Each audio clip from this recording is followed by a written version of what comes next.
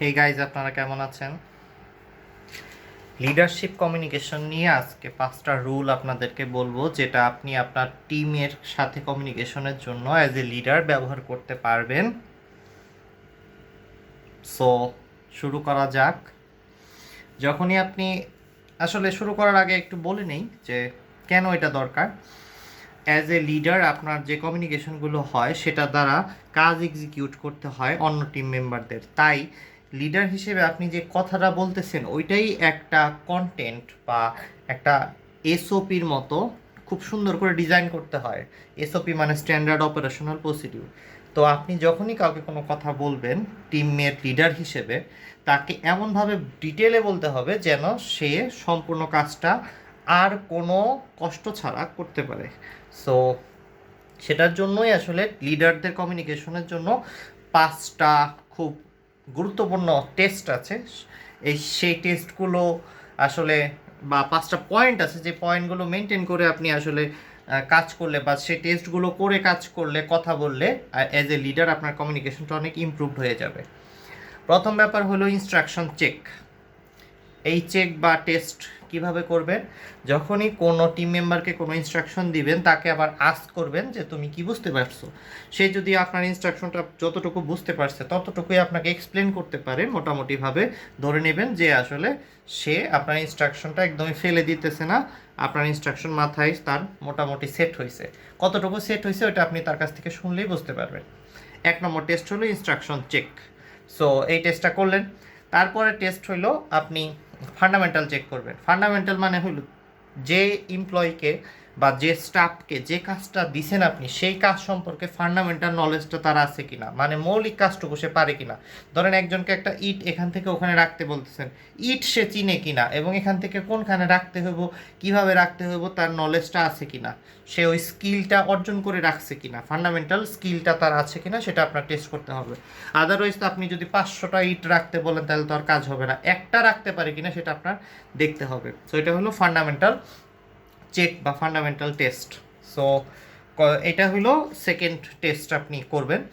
আপনার কথা বলার পরে আপনি দেখবেন যে তার ফান্ডামেন্টাল নলেজটা আছে কিনা, এনশিওর করতে হবে ফান্ডামেন্টাল কাজটা করার স্কিল আছে কিনা। তো ধরেন একজনকে সাইকেল নিয়ে আপনি যাইতে বললেন ফার্ম গেট থেকে মতিঝিল, এখন সাইকেল নিয়ে মতিঝিলে যাবে, যদি সাইকেল চালানো সে পারে, যে পারে না সেই এমপ্লয়িকে আপনি বলতেছেন এই কথা, তাহলে তো হবে না। So that is the thing. এরপরে দেখা যায় যে আমরা যে কথাটা বলছি সেটার কোনো না কোনো বাস্তব উদাহরণ আছে, সেই উদাহরণটা দিয়ে যদি আপনি কথাটা বলতেন তাহলে আপনার এমপ্লয়ি বেটার বুঝতে পারতো।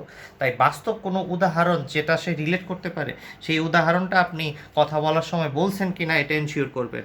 এটা হলো এক্সাম্পল টেস্ট। সো ফান্ডামেন্টাল টেস্টের পরে এক্সাম্পল টেস্ট আপনি দেখলেন, অথবা তাকে বলবেন যে একটা এক্সাম্পল তুমি আমাকে বলো বাস্তব, যেটার সাথে তুমি এটার মিল পাইতেছো। সো দেখা যায় আমরা সফটওয়্যারের ভিতরে ইনপুট নিয়ে কাজ করতেছি, সে এক্সেলে ইনপুট দিছে, তো এক্সেলই একটা উদাহরণ হয়ে গেল ওকে বোঝানোর জন্য। তো এটা হলো এক্সাম্পল টেস্ট। সো আমরা কি কি বললাম? প্রথমে বললাম হলো ইনস্ট্রাকশন চেক, দ্বিতীয়ত বললাম হলো আমরা দেখব যে ফান্ডামেন্টাল নলেজ আছে কিনা বা স্কিল আছে কিনা, ফান্ডামেন্টাল টেস্ট। থার্ড হইলো আমাদের এক্সাম্পল টেস্ট, মানে সে টোটাল এক্সাম্পলটা বুঝতে পারছে কিনা বা আপনি কোনো এক্সাম্পল মিস করেন নাই, এটা এনশিওর করবেন, যেটা দিয়ে কাজটা বোঝা যায় ভালোভাবে। সো এআইকে ইনস্ট্রাকশন দেওয়ার ক্ষেত্রেও এই কয়টা জিনিস আমরা মেনটেন করব খুব ভালোভাবে। ফান্ডামেন্টাল সেই ক্ষেত্রে আসলে কিভাবে হবে, ফান্ডামেন্টালটা আপনার অ্যালগোরিদমটা বলে দিতে হবে এআইকে যদি বলতে হয়। ঠিক এরপরের যে স্টেপটা, 4 নম্বর যে স্টেপটা, সেটা হলো আপনি একটা ডেডলাইন টেস্ট করবেন। অর্থাৎ যদি আপনি কাউকে কোনো কাজ দিয়ে থাকেন, তাকে কোনো ডেডলাইন না দিয়ে থাকেন যে এটা কত সময়ের মধ্যে হইতে হবে, তাহলে কিন্তু দেখবেন কাজটা অনেক লেট করে হইতেছে এবং প্রবলেম হবে। সো ডেডলাইন টেস্ট আপনি করবেন হলো কিভাবে, আপনি যখন কথা বলতেছেন তখন কোনো টাইম ডোমেইনে কথা বলছেন কি না, যদি না বলে থাকেন তাহলে অ্যাড করে দেবেন যে এত সময়ের মধ্যে আমাদের এই কাজটা লাগবে। তাহলে দেখবেন আপনার এমপ্লয়ি বেটার আউটকাম আপনাকে জেনারেট করে দিতে পারবে। 5 নম্বর আর সর্বশেষ টেস্ট হইলো আউটকাম টেস্ট। আউটকাম টেস্ট মানে হইলো আপনি এই সময়ের মধ্যে এই ইনস্ট্রাকশনটা দিয়ে এমপ্লয়িটার থেকে কি আউটকাম অ্যাচিভ করতে চাচ্ছেন তাকে সেটা বলে দিতে হবে যে আচ্ছা আমি চাচ্ছি এই কাজ পুরোটা, এটার মধ্যে 10টা ইউনিট আছে, এই 10টা ইউনিট আমি শেষ চাই, অথবা 5টা ইউনিট আছে এটা আমার শেষ করতে হবে। এভাবে করে আউটকামটা আপনি তাকে বলে দিলে সে ওই ইউনিটগুলোকে অ্যাচিভ করে দেখানোর জন্য কাজ করতে পারবে। সো ওভারঅল এভাবে আপনি যদি প্রপারলি ইনস্ট্রাকশন দেন তাহলে আপনি লিডারশিপের অনেকগুলো গুরুত্বপূর্ণ পয়েন্টকে টাচ করে কথা বলা শিখে ফেলছেন, এবং কথার মাধ্যমেই দেখবেন আপনার অনেক কোম্পানির বা অর্গানাইজেশনের কাজগুলো এক্সিকিউট হয়ে যাবে। So that is the thing. আজকের ভিডিওর কন্টেন্ট এতটুকুই, আমি আসলে আর সময় দিতে পারছি না। বাই, ভালো থাকবেন আপনারা। 5 মিনিট হয়ে গেছে। Thank you. আপনাদের যদি এই টিপস অ্যান্ড ট্রিক্সগুলো আরও জানার ইচ্ছা থাকে তাহলে অবশ্যই ফলো করে রাখেন।